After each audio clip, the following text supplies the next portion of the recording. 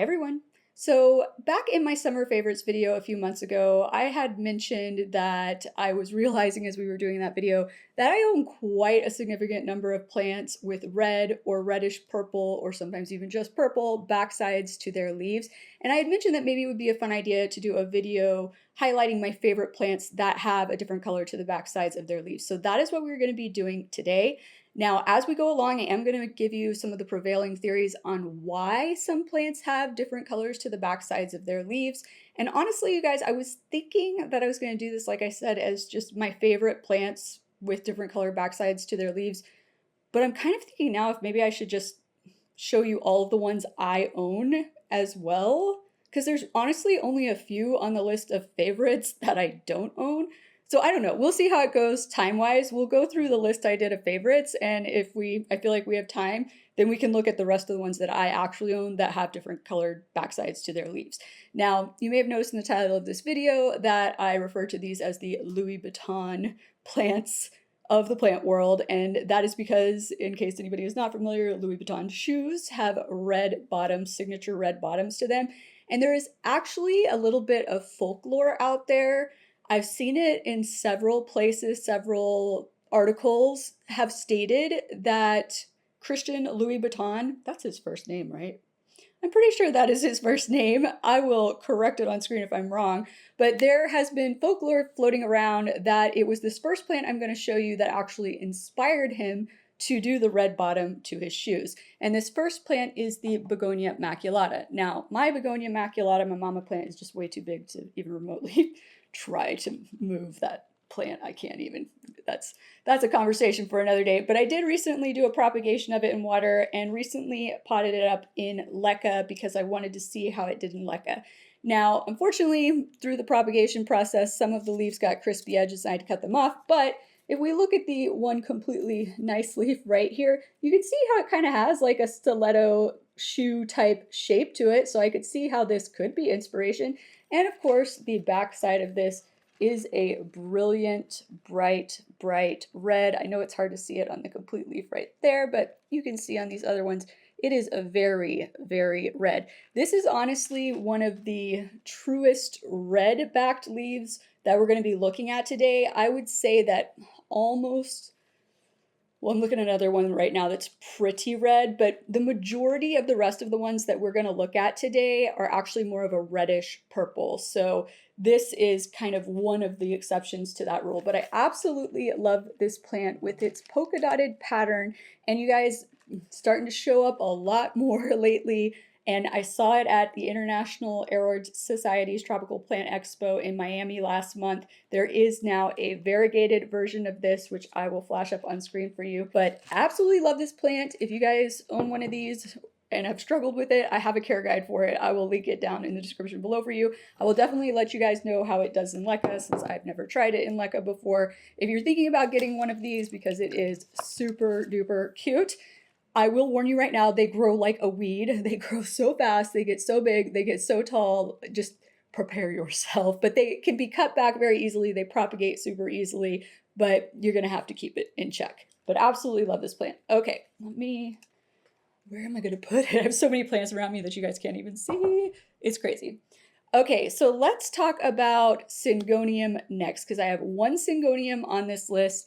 Oh, and this poor plant, there's a story here. Something happened to this plant recently, or not recently. I don't know when it happened, but I went to water my oh my gosh, you guys, Syngonium Ilanocardi Road the other day, and I was like, why doesn't it look right? So hopefully you guys can see, these leaves look very pale. They should look a very dark green, like almost black. I'll find a picture of one that's not having issues and flash it up on screen for you. But I noticed when I went to top off the water, because this is in like a top off the water, that it was just looking pale and like the leaves were kind of dying. And I was like, what is going on?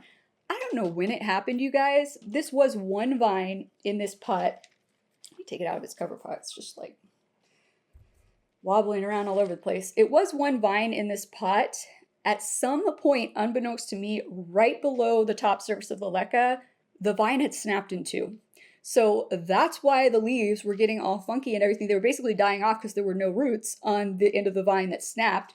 You can see this was the into the vine that had roots. It is starting to put out a new growth point now. So good news is I'll have 2 vines now, but the biggest vine right now is just in here trying to produce roots.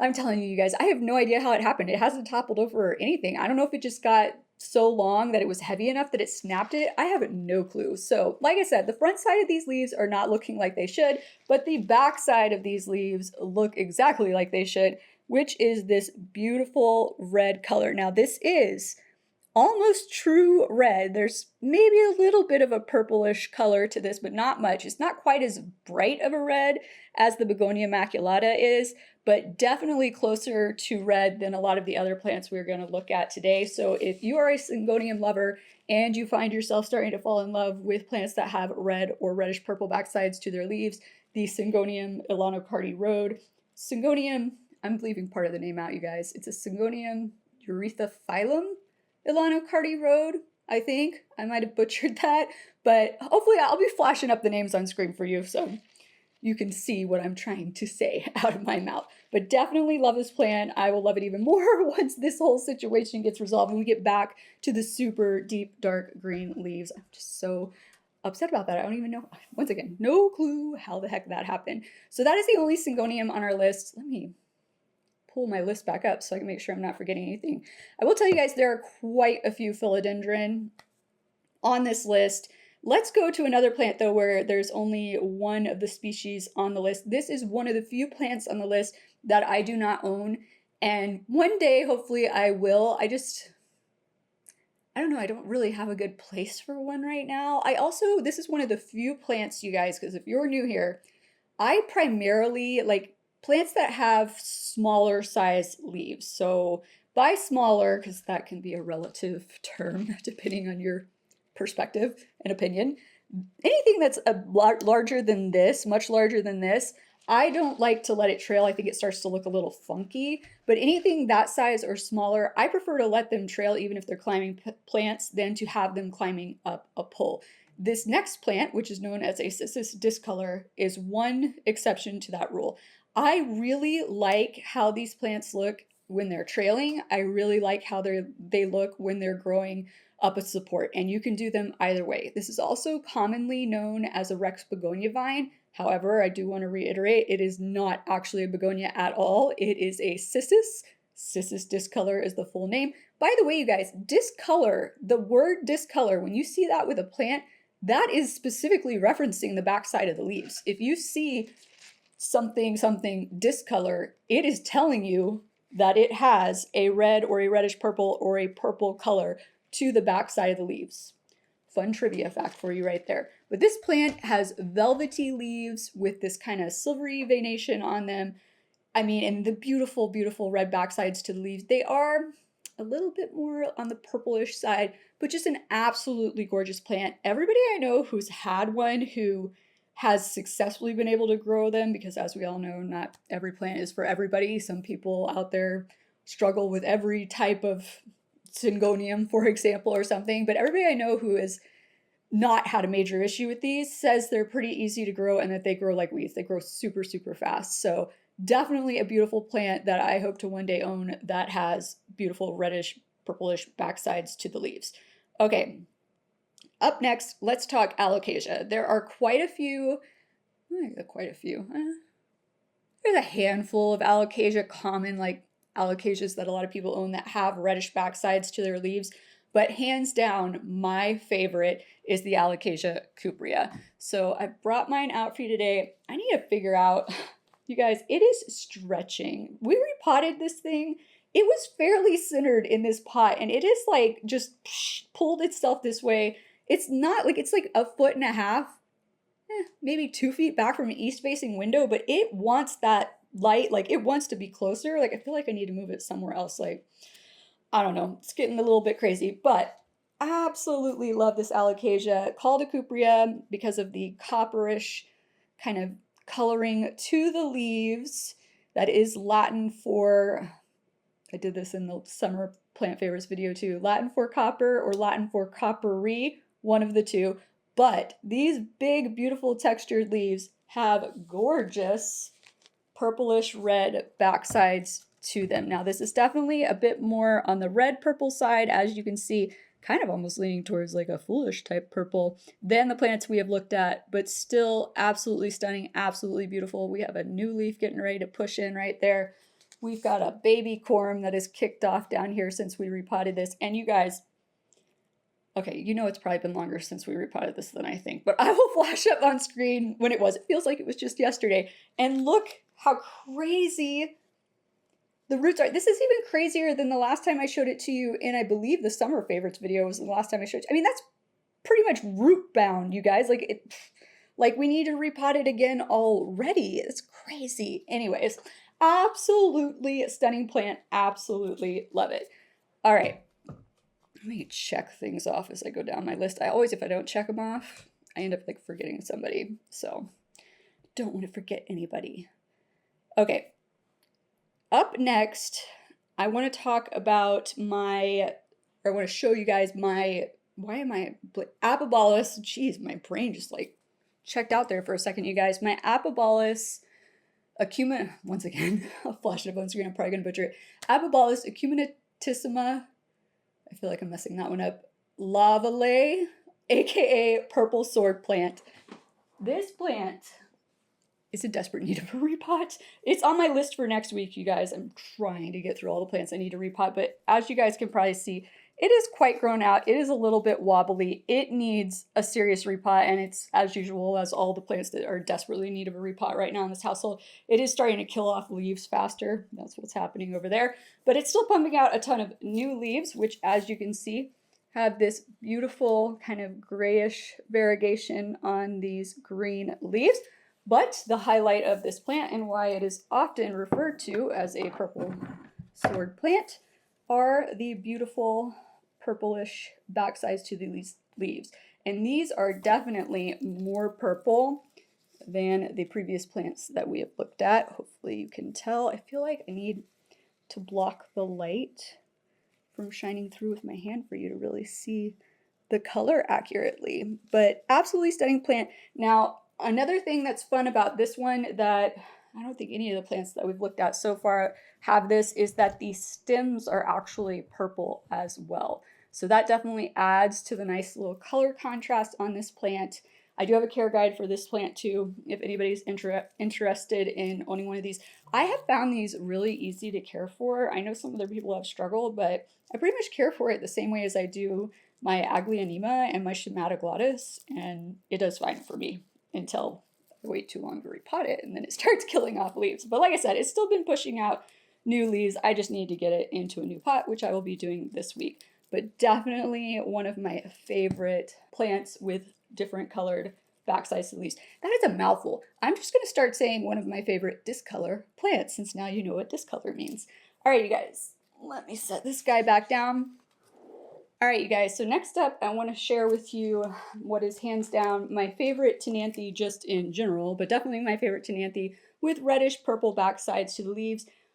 A handful of Tanthes, I guess like actually more than a handful, almost all Tanthes I feel like, with the exception of like my Tanthe luberciana does not have discolor leaves, but most other Tanthes that I can think of off the top of my head do. However, this is just hands down my favorite. This is my Tanthe Burl Marxi, and I just love the kind of fishbone type pattern on this plant. It is a thick pattern compared to, for example, the Tanthe amigris, might be how that's pronounced. It's been a long time since I've had to mention that one out loud, but I'll flash it up here for you.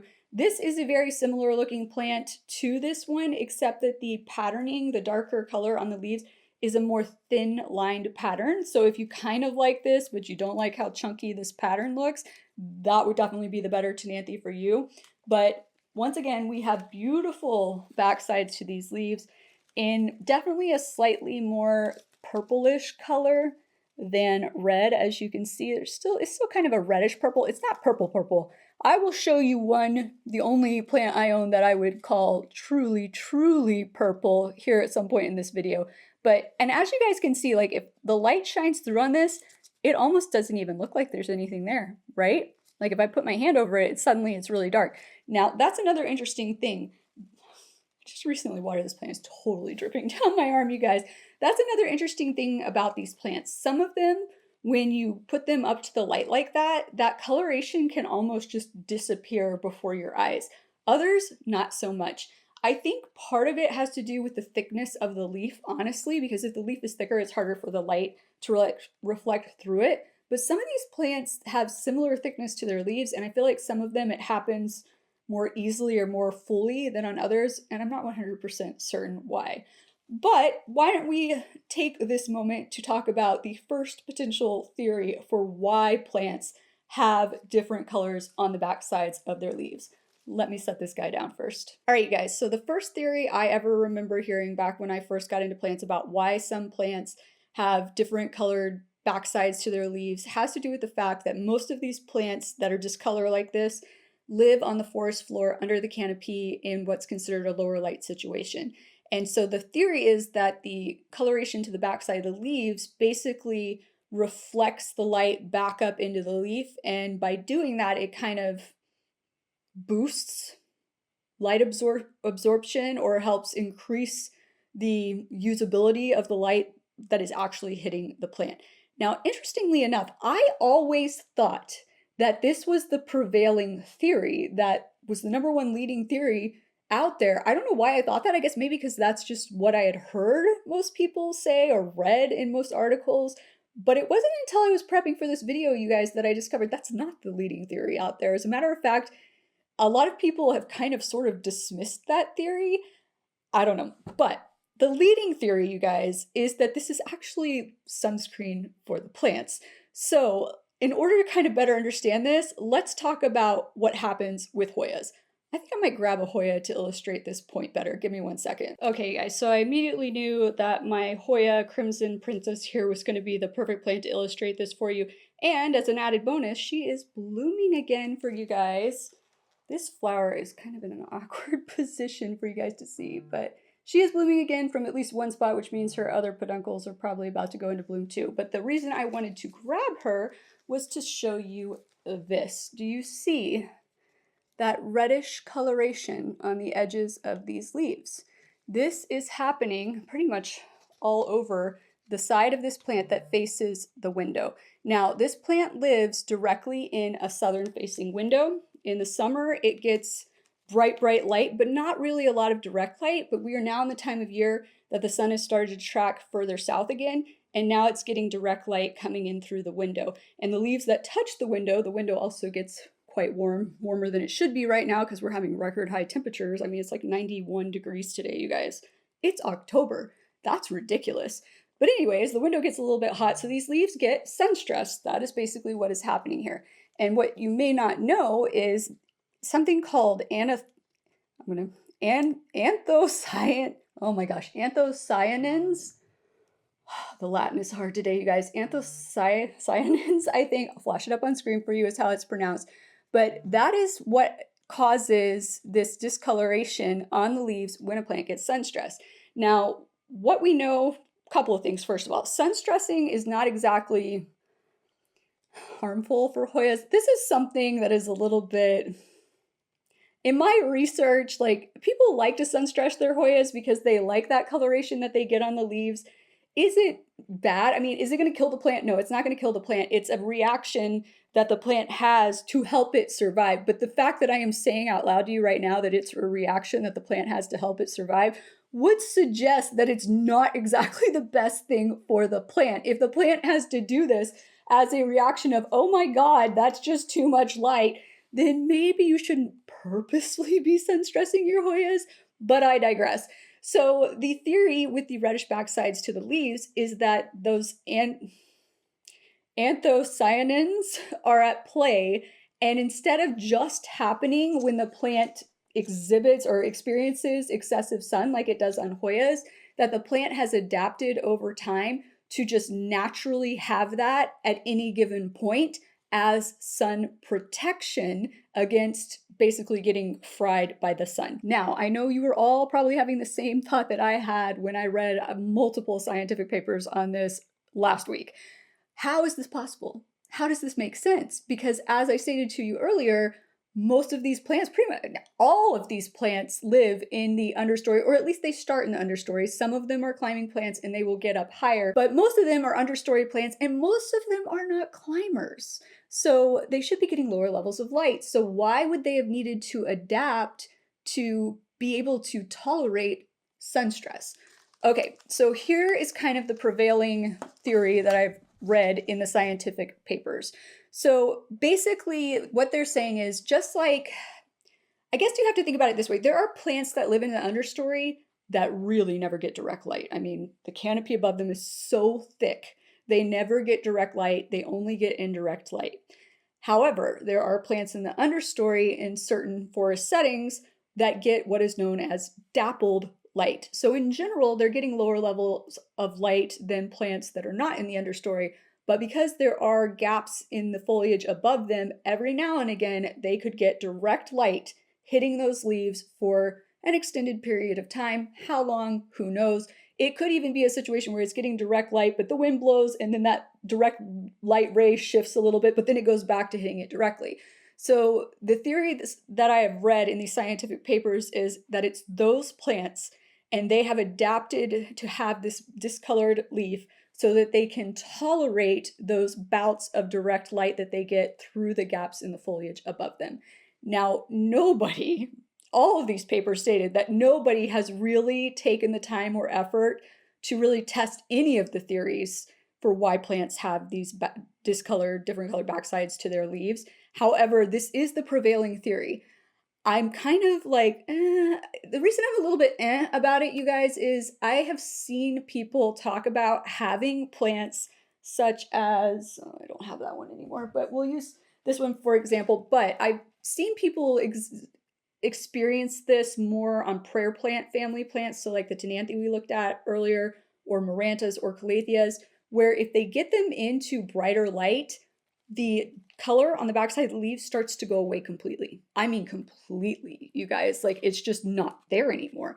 And it seems to always happen when they get them into brighter light. So if they developed this over time to protect themselves from brighter direct light, why would it completely disappear once they get into brighter direct light? Seems like it should almost intensify if it gets into direct light, but maybe I'm just not thinking about that. Maybe I'm missing something there. If you guys had a different thought about why it might do that in direct light, comment down below and let us know. I would like to take this moment too to point out that I am not a botanist, scientist, or anything else. I just read scientific papers and I kind of form my own, like, that's interesting opinions on it, and I share them with you. So don't be like, that's so stupid, Drea. Why would you think that? Obviously, it's this. Let's just have a conversation about it and hopefully we can figure something out as a collective group.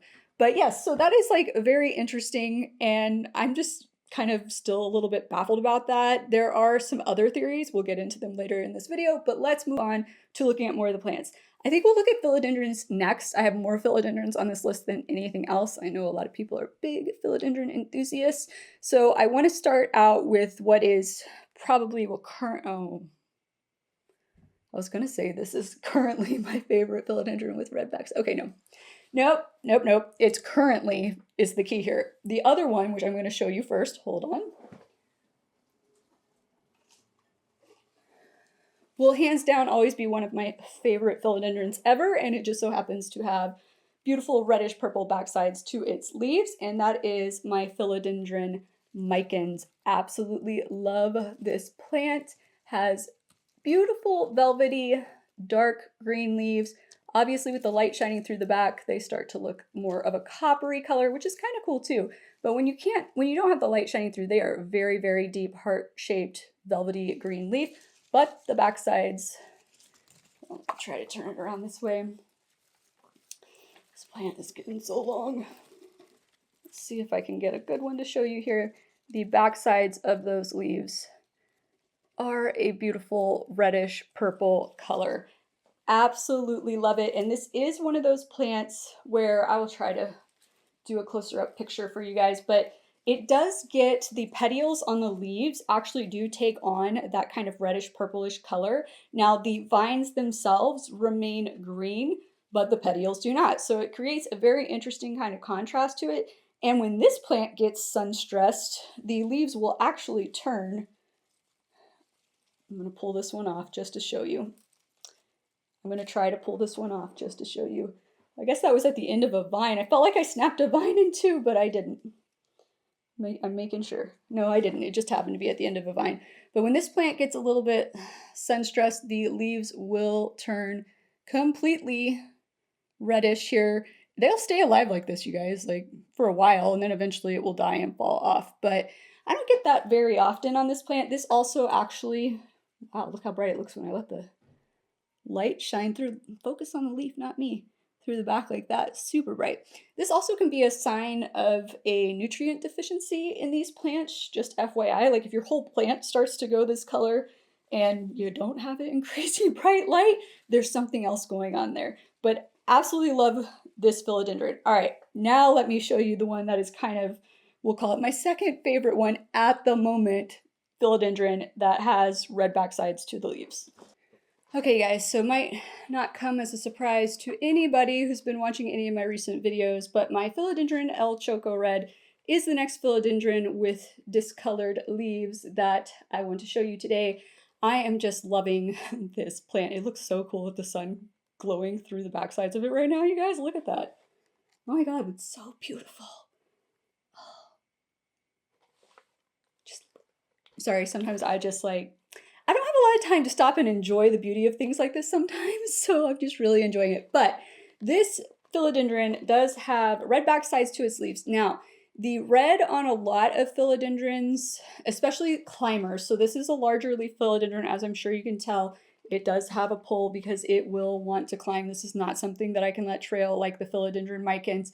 With climbers like this, with the red backsides, what you will often find is that the red is more prominent when the new leaves first come in, and then it kind of fades over time. How much it fades really just depends on the philodendron. But hopefully, let's see. I have too much stuff in front of me. I need to be able to set this down. I'm not having to just hold it up. All right, you guys. So hopefully you can see that is definitely, I'm going to accidentally hit the mic. Hold on. That is a reddish, slightly purplish looking backside to that leaf. Now this is not the newest leaf, but the one that came in before that, and that is relatively red. But if you look down, I don't know how well I'm going to be able to get that one to where you can see it. Let's just look at this one. Hopefully you can tell, even when I put my hand against like the backside of it, it's not as red as the newer leaf is. You guys can totally tell that on screen. Not as red. So over time it will fade. Once again, how much it fades just depends on the plant. This probably will fade more than this as the plant gets a little bit more mature and more leaves come in and whatnot. But definitely just a beautiful, beautiful, stunning plant. And the nice, or I guess I should say interesting thing about this one is the veination is not red. So on pretty much every, I think so, right? Yes. On every plant we have looked at so far with reddish backsides to their leaves, the veins have also been that same color. So this is different in that regard. And actually, I want to say pretty much all of your larger leaf philodendron that are climbers like this, that have reddish backsides to their leaves, it's going to be this case. The veins are not going to have that reddish color. So let's take a look at another larger leaf climbing philodendron next. I do not currently own one of these, and I do not currently have one in rare plant inventory to show you, so I will just flash a picture of one up on screen for you. So this is a Filodendron verrucosum, and Filodendron verrucosums do have reddish backsides to their leaves, very similar looking in terms of the El Choco Red that we just looked at, where once again the veins are still green, but the spacing between the red parts on most Filodendron verrucosums that I see is broader. So it looks like big patches of red versus more of a full, I don't know, spread of red, if you will, if that makes sense. But absolutely love Filodendron verrucosums, with the exception of the fuzzy petioles. I am not a fan of fuzzy petioled plants, you guys. Is anybody there with me? I mean, I still would own one of these one day, because when the leaves get big and you just see the leaves, you don't see the fuzzy petiole, but the fuzzy petioles kind of creep me out slightly. Also, it's just so easy for pests to hide in those, especially mealybugs. Ugh. that, yeah, I'm like, ugh. And you can like trim it off. I don't think it hurts the plant or anything, but I don't know. I digress. Absolutely stunning plants, Philodendron verrucosums. They are a bit of spider mite magnet though, so just beware and stay diligent in preventative pest treatments if you decide you're going to get one someday. But the next plant, I meant to see if I could get this out here where you could actually see it today or not. I think it might be too tall. Should we try it? All right, I think we're going to try it. So the next plant I want to take a look at is my Filodendron Splendid, which is a hybrid between a Filodendron verrucosum and a Filodendron melanochrysum. I think. I'm pretty sure that's right. You guys know me. I'll flash it up on screen if I'm wrong, but let me go grab it and see if I can get it on camera for you. I mean, it's like taller than me now, you guys, but let's see what we can make happen. Okay, you guys, I'm gonna try to tilt it forward. I hit the ceiling like 5 times, moving this thing from the kitchen to in here. I'm gonna try to tilt it forward because I want you, oh, and now Scooter has joined us, so this should be fun. Oh my gosh, the extra floral nectaries, sticky, sticky, sticky. Word of warning. Beautiful, beautiful, stunning plant, but sticky, sticky leaves and vines. Okay, here we go.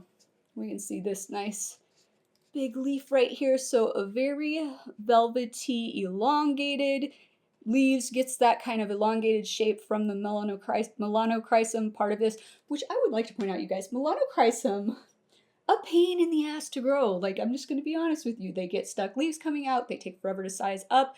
How this plant doesn't have that problem and looks so much like a melanochrysum. I mean, it takes more of its characteristics from a melanochrysum than a verrucosum. Like, there's no fuzzy petioles.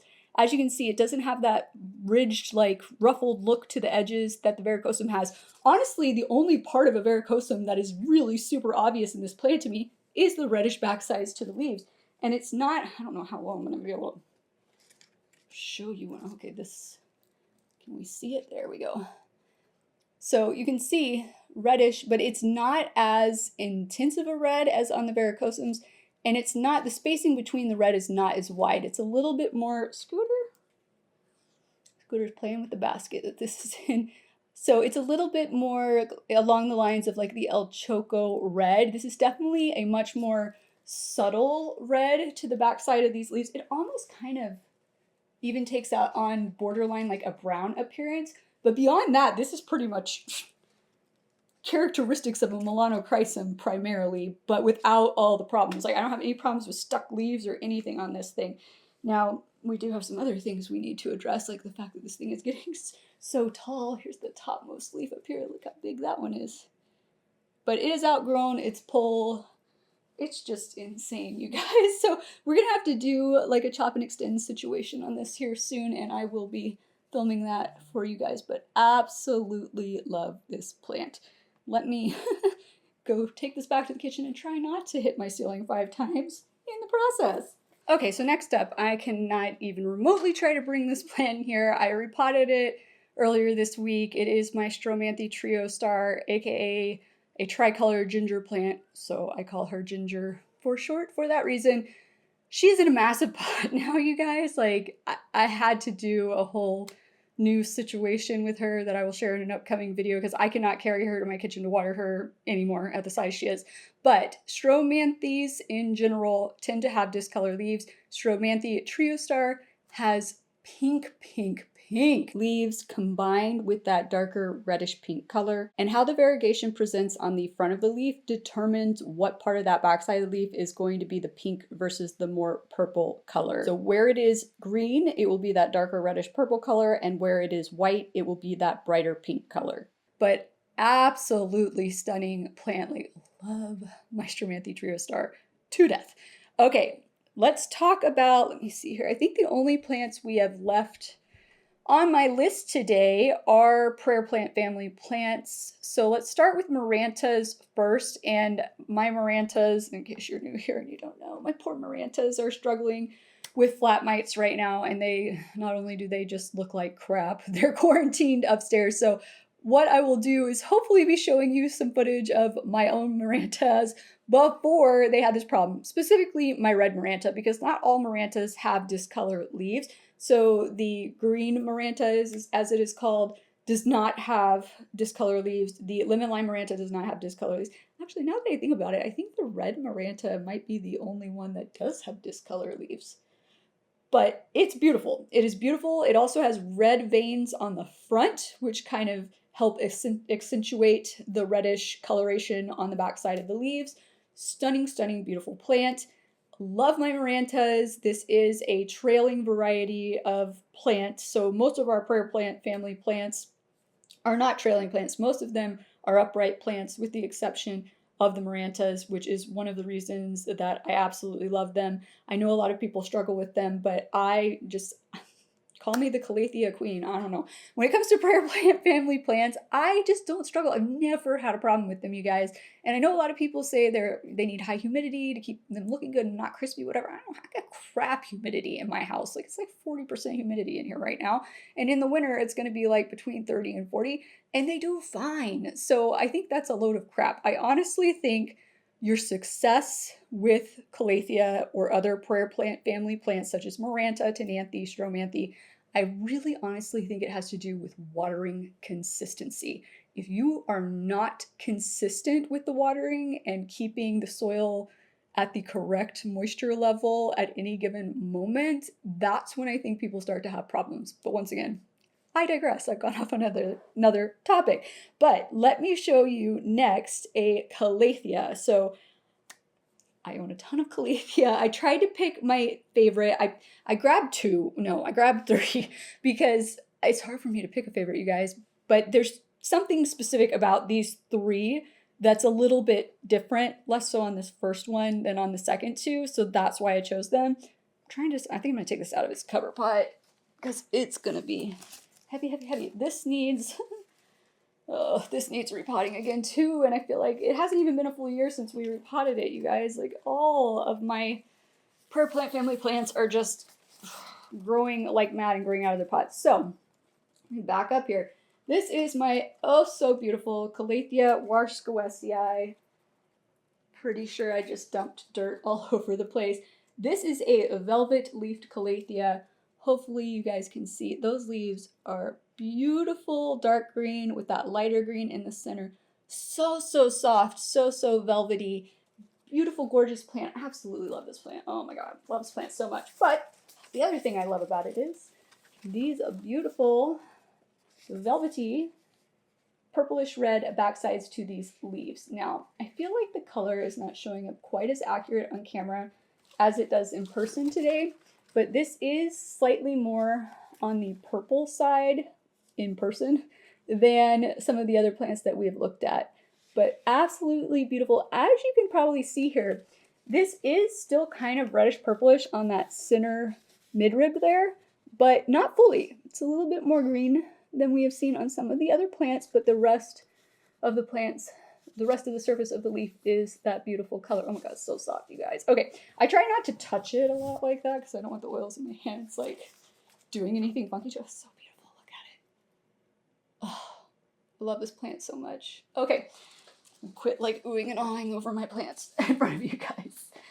All right, so the next plant I want to look at, actually, let's save that.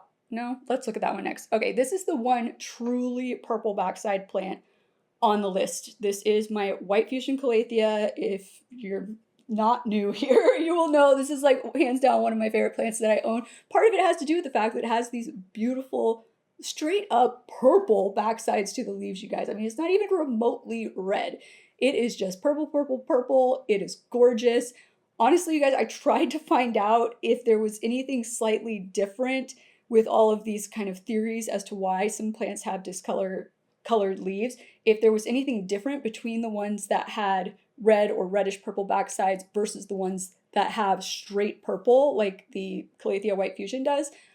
I couldn't find anything, but you would think it would, because almost like even when we were talking about like, well, I guess no, because even when we were talking about Hoya's sun stressing, most of the times they sun stress like a red or a reddish purple color. They don't, I can't think of any Hoya off the top of my head that goes true purple when it sun stresses. Of course, I'm not as big a Hoya head as some other people, so Hoya head friends out there, like if there are ones, you comment down below and let us know. this is one of those times too that I really wish YouTube would let us share photos in the comments so that we could see the plants that you're talking about. But still let us know. We can go Google it and look it up. But absolutely stunning, stunning plant with the very, very white variegation on the front of the leaves. I mean, I can't say enough about this plant. You guys know, once again, if you're not new here, you hear me talk about this plant way too much. If you are new here though, this plant is a fabulous plant. It's got a rap for being one of the hardest calatheas. It is one of the most resilient calatheas. It's been chopped back multiple times for spider mite issues by me, and it just keeps coming back bigger and more beautiful every single time. It's one of those plants I feel like it's virtually impossible to kill, because even if the pests take over and just kill the plant down into the soil, the plant will then just be like, all right, well, the pests have nothing to eat. I'm just going to sit here for a bit, and then the pests will all die off, and then the plant will start to grow back up. And then you might go through the whole thing again, unless you treat for the pests and do good preventative maintenance, which is key on a white fusion calathea. Like, I cannot stress preventative pest maintenance enough on a white fusion calathea. But, oh, absolutely love it. Okay, we have one more plant to look at. I have not been talking about these plants that long. That is crazy, the time I am seeing on this video. I was trying to decide if I was going to show you every single other plant in my collection with discolored leaves, but I think maybe not, because this video has been going longer than I think. But let me grab the final plant that I want to show you. Okay guys, full disclosure before I show you this plant is not looking its best. It is desperately, another one of the plants that is desperately in need of a repot. I think it's been over 2 years since I have repotted this plant. I'm pretty sure, because I don't think it's even in, I'm pretty sure it's not even in my forest floor mix, so not good. It is throwing a bit of a fit, killing off leaves, drying out way too quickly, which is why it's getting repotted this week. But I couldn't not show it to you because the discoloration on the backside of these leaves is uniquely different than anything else we have looked at yet. So this is my Peacock Calathea. Once again, we are not looking our best. These are some of the oldest leaves that I did spill some fertilizer water on these at one point last year, and it caused those kind of burn marks that you see, but I didn't want to cut off. It happened on a lot of the leaves. I didn't want to cut them all off, but the newer leaves, let's see if I can find a good looking new one that we can actually see easily. Maybe this one. The newer leaves, as you can see, have that beautiful patterning on them that kind of reminds me a little bit of the Tanthe Burl Marxi that we looked at. You guys see it? Kind of the same, except that this is a very different shaped leaf. It's more of a oval shaped leaf than a kind of the Burl Marxi is more of kind of a rectangular with a rounded end, if you will. But the thing I absolutely love about this plant, I mean, don't get me wrong, the front side of these leaves definitely attracted me to this plant when I first bought it, but the back side, so look at where the dark color of the leaf is versus the light on the front. On the back side of this leaf, when I flip it around, the only place you're going to see the red is on the spots where the leaf is that darker green. So, you see that? Isn't that unique? That is completely different than anything we've looked at today. Even on the varicosum, where it had kind of larger spacing, it wasn't following a specific part or a specific coloration really of the front side of the leaf fully, at least not to the level that this is. So to me, this is just so unique. And this once again begs the question of why. Why, when we're thinking about all these theories about why leaves have discolored leaves, why did this one only develop it on the darker green parts and not the lighter green parts? Like, it's so unique in that regard. I honestly can't think of any other discolored leaf that does this. Once again, if anybody else can, comment down below and let me know. There's a lot of plants out there, you guys. Sometimes, like, I probably in the way back of my brain might know of another one, and I just can't bring it to the surface right now. But so different and so unique. So I want to wrap up with some of the other suspected theories, which I feel like are pretty valid for why some plants have red, reddish purple, purple backsides to their leaves. And one of those is that it is possibly for camouflage. So a lot of the plants that are discolored are in the prayer plant family, as we've looked at today. And prayer plant family plants, their leaves move and follow with the light. So at night, typically the leaves will be sticking straight up. So think about it. If they're sticking straight up, all you're seeing are the discolored side of the leaves, the reddish, purplish, whatever color it may be, sides of the leaves. So if there are predators or animals that come out at night that eat plants and they show the backside, just the backsides of the leaves, and these predators aren't seeing any green, it kind of can act as camouflage. Also, red tends to be, among humans and in the animal kingdom, a like warning, something's wrong, something's bad, kind of a sign. A lot of poisonous berries, for example, are red. So for a lot of creatures, that color in general can suggest maybe that's not something safe to eat. So this could be a protective measure from that standpoint as well. Now, another thing that I have seen is that it can be like this coloration can have some kind of antioxidant property to it. It does something to kind of help fight fungal things, issues, various issues that could happen to the plant. I could not find a ton of research supporting that theory, but it is one of the theories in one of the scientific papers that it was mentioned in one of the papers. They didn't go in depth into it. And like I said, I had a hard time finding like more on that topic. So I do know that it's something that is floating around out there in the scientific world, but not something that seems like has a ton of research behind it. And like I said before, in general, a lot of this doesn't have a ton of research behind it. Like, hello, whoever's in like school to get their PhD in botany right now, somebody go out there and make your dissertation on studying and testing the theories for why some plants have discolored leaves, because I am dying to know. I mean, maybe I'll just like start running some tests even though I'm not technically a botanist.